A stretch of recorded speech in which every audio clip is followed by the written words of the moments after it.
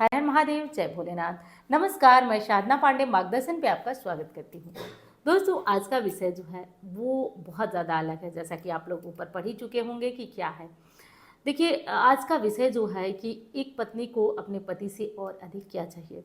वैसे तो इस विषय पे मैं वीडियोज़ नहीं बनाती हूँ, क्योंकि जो है कई बार आप लोगों ने लाइव वगैरह में भी देखा होगा, तो बहुत सारे क्वेश्चन थे और आप लोग मुझे इस लायक समझे हैं कि दीदी जो है मुझे बताइए।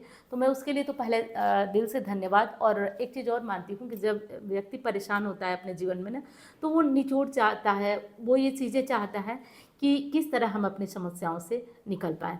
तो मैं पूरा पूरा प्रयास कर रही हूँ कि ये आज जितने भी पुरुष भाई हैं, अगर उनमें से कोई भी मेरी वीडियो देखकर एक व्यक्ति भी अगर समझ करके ये चीज़ें समझ लिया, तो मेरा ये वीडियो बनाना या फिर मेरा ये चीज़ कहना सार्थक हो जाएगा। तो ये वीडियो बहुत ज़्यादा महत्वपूर्ण है दोस्तों, क्योंकि लाख गहने रहें, लाख पैसे रहें, लाख शोहरत रहे, लेकिन परिवार यदि अच्छा नहीं रहता है तो उस व्यक्ति को सुकून कहीं नहीं मिल पाता है, शांति कहीं नहीं मिल पाती है। विशेषकर हम महिलाओं की बात कर लेते हैं, उनके लिए तो उनका पूरा जीवन ही उनका संसार, उनका घर ही उनका पति होते हैं, उनका सब कुछ उनका पति होते हैं। परंतु वहीं पे पति के द्वारा यदि उन्हें तिरस्कृत किया जाता है, अपमानित किया जाता है, तो फिर आप लोगों को मतलब क्या बताऊँ, एक औरत होने के नाते बहुत अधिक महसूस कर पाती हूँ कि क्या पीड़ा और क्या कष्ट होता है। देखिए, पत्नियों को अपने पति से और अधिक कुछ नहीं चाहिए। मैं जैसा कि मेरे अनुभव, मेरे एकदम एक्सपीरियंस से ये 5 चीज़ें मैं आपको बता रही हूँ, इसे देखिएगा। यदि कोई भी पुरुष अपनी पत्नी को ये 5 चीज़ें देता है, तो निश्चित रूप से उसके जीवन में किसी चीज़ की कमी नहीं है। नहीं चाहिए बहुत अधिक धन, दौलत, पैसे, गहने। एक पत्नी को सुखी संपन्न होने के लिए इन 5 चीज़ों से अधिक आवश्यकता नहीं हो सकती। हाँ, ये ज़रूर हो सकता है कि कोई जो है इसको कह सकता है, तो हर चीज़ का एक अपवाद होता है। कोई चीज़ 100% सत्य नहीं होती है। अगर कहीं स्त्रियां गलती होती हैं तो कहीं पुरुष, तो अपवाद 1-2 हो ही जाते हैं। मैं वो 1-2 लोगों की बात नहीं कर रही हूँ, मैं सामान्यतः लोगों की बात कर रही हूँ। पहली चीज़, अभी जल्दी ही मैं लाइव आई थी, तो आपने देखा होगा कि लाइव में एक प्रश्न बहुत ज़्यादा आता है और मेरे कमेंट, मेरे वीडियोस के नीचे भी आप लोग चेक कीजिएगा कि पति ससुराल वालों की इज्जत नहीं करते, हम लोग क्या करें। तो देखिए दोस्तों, ये बहुत कष्ट वाली बात है, क्योंकि एक लड़की जो है अपने मम्मी पापा, ये सभी जानते हैं कि बेटियों के लिए उनके पापा क्या होते हैं, उनकी माँ क्या होती हैं। मतलब एक तरीके से मानूँ तो ये भी हमारा घर है, हमारा संसार है। लेकिन एक लड़की के लिए उसके पापा ना, मतलब कोई जो फ़िल्मी हीरो होते हैं, उनसे उनसे भी ज़्यादा बढ़ कर के अगर वो अपने। और एक महत्वपूर्ण जानकारी है दोस्तों, आज रात यानी कि 2 अप्रैल को रात को 8:30 बजे मैं आपके साथ लाइव जुड़ने वाली हूँ। बहुत विशेष बातें होंगी, समय है तो ज़रूर ज्वाइन करिएगा मार्गदर्शन चैनल पे रात को 8:30 बजे 2 अप्रैल को। तो ज्वाइन करना मत भूलिएगा। लाइव में बहुत सारी विशेष बातें होंगी और कुछ आपके महत्वपूर्ण प्रश्नों के जवाब होंगे। पति में एक रूप देखना चाहती है तो वो अपने पापा जैसा देखना चाहती है, तो अपने पापा को हर बेटी बहुत प्यार करती है। कल मैं बात कर रही थी, मेरी एक सब्सक्राइबर कहिए या वो उस समय से मुझे देख रही हैं, उस समय से जब मैं सामने भी नहीं आती थी इस मार्गदर्शन चैनल पर, और कुछ भी नहीं था, मैं कुछ भी ये चैनल नहीं था, न मैं कुछ थी, और तब से वो देख रही थी। तो उनकी दर्द और उनकी परेशानी भरी, और उन्होंने कहा कि दीदी आप झिझकती हैं, नहीं बनाती हैं वीडियोस, लेकिन आप इस पे वीडियो बनाइए, बहुत लोगों को इससे प्रेरणा मिलेगी। अगर कोई जो आपको मानता होगा, अगर वो कोई बात आपकी मान गया, तो बहुत सारी महिलाओं का जीवन बदलेगा। तो मैंने उसी प्रयास और कोशिश के लिए जो कि उनके जीवन में बहुत बड़ा इस चीज़ का संघर्ष चल रहा है, तो मैं ये कहना चाहती हूँ कि देखिए, अब शादी हो गई, घर हो गया, लेकिन घर परिवार 1-2 दिन में कभी नहीं बदलता। कभी लड़कियां भूल ही नहीं पाती अपने परिवार को, अपने मायके को। तो ये चीज़ हमें ध्यान ज़रूर रखना है कि किसी भी स्थिति में परिवार, मायके के परिवार वालों को मतलब बेइज्जती उनकी नहीं करना चाहिए। एकदम से ये ध्यान रखना चाहिए कि हर इंसान में कमी होती है, कमियां होती हैं। हो सकता है कि कोई चीज़ उनकी आपको बुरी लगे, लेकिन तुरंत उनकी बेइज्जती करने से आप एक पत्नी के मन को बहुत अधिक आहत कर रहे हैं। और पत्नियां भी अगर ये गलती करती हैं कि अपने पति के परिवार वालों को बहुत हद तक, विशेषकर आप लोग ये भी कमेंट पढ़ते होंगे कि जो है हमारी भाभी जो है मम्मी की बिल्कुल इज्जत नहीं करती हैं, तो ये सब बहुत दुर्भाग्य वाली बातें हैं। प्रयास करना चाहिए कि ये सब चीज़ें ना हो। अगर दुर्भाग्य से किसी के साथ हो ही जाता है, क्योंकि देखिए हर चीज़ के 2 पक्ष, 2 पहलू होते हैं। मैं ये वीडियो बना रही हूँ, मैं नहीं जानती हूँ किसको अच्छी लगेगी, किसको बुरी लगेगी, और जिनको बुरी लगे हाथ जोड़ करके प्रार्थना है तो बहुत सारी ऐसी पत्नियां, ऐसी बच्चियां भी हैं जो है परिवार वालों को, ससुराल वाले को तिरस्कृत करती हैं। तो ये गलतियां, ये चीज़ें बिल्कुल नहीं होना चाहिए। कोशिश करिए, जीवन बहुत लंबा नहीं है, बहुत लंबा नहीं है, बहुत छोटा है। अभी आदमी गिरता है और क्या से क्या हो जाता है। तो इतनी ज़्यादा समस्याएं लेकर क्यों जीना, क्यों करना ये सब। तो ये चीज़ें ध्यान रखिए। और पति लोगों से तो एकदम खास रिक्वेस्ट है कि आप लोग ये गलती मत करिएगा। यदि आप अपने पति के परिवार वालों को परेशान करते हैं, उनकी बेइज्जती करते हैं, तो आपकी पत्नी मानसिक रूप से बहुत टूट जाती है, बहुत परेशान हो जाती है। उसके पास कोई और सहारा, कोई चारा नहीं होता है, क्योंकि जब आप नहीं सुनेंगे तो उसकी उम्मीद ही पूरे परिवार से टूट जाती है। और ऐसा प्रायः देखा भी जाता है कि एक पत्नी के लिए यदि उसका पति स्टैंड नहीं लेता है तो बाकी परिवार वाले भी उसको वही समझने लगते हैं जो कि वो पूरे जीवन कभी करती ही नहीं है, उसको गलत समझा जाता है।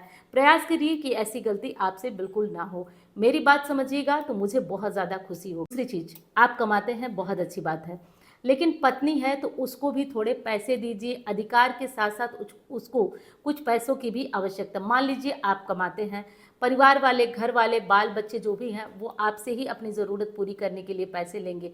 तो ऐसे में पत्नी थोड़ा सा साइड हो जाती है। इसलिए कोशिश करिए कि थोड़े पैसे आप उनके हाथ में रखिए। हो सके तो आप कमा के लाइए और पूरी जिम्मेदारी पत्नी को दे दीजिए।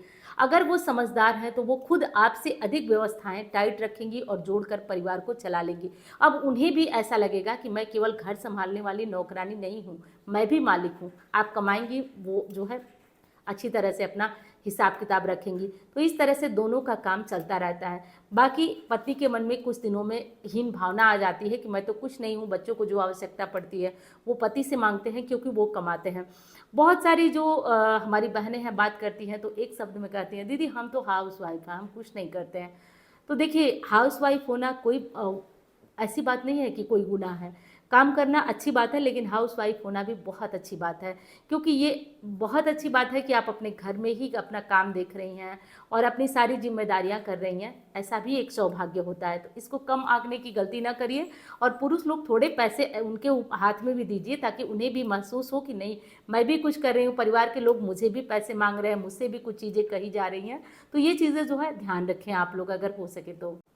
अगली चीज़ है दोस्तों कि कहीं भी देखिए, अगर पति पत्नी के बीच अनबन होती है, जैसा कि मैं भी जानती हूँ, क्योंकि लंबा चौड़ा हम लोगों का भी एक्सपीरियंस है, इतने छोटे दिन तो हुए नहीं।